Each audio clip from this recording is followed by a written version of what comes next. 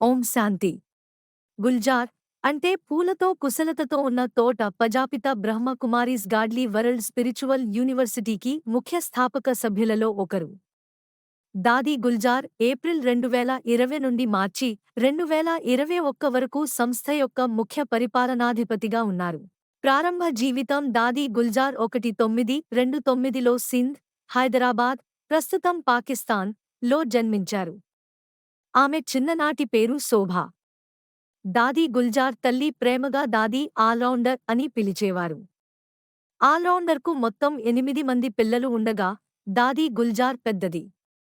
Allrounder ఎంతో ధనికమైన సింధీ కుటుంబంలో వివాహం జరిగింది.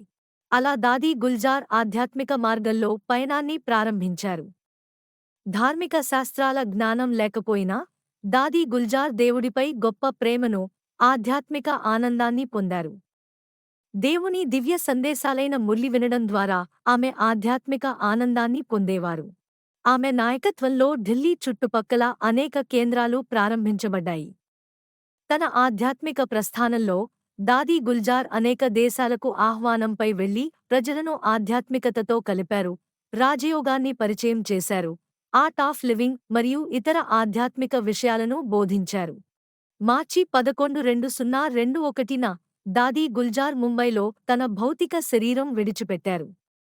ఆమె 92 సంవత్సరాల వయసు వరకు టైలర్ స్పిరిచువల్ సోషల్ వర్కర్గా సేవ చేశారు.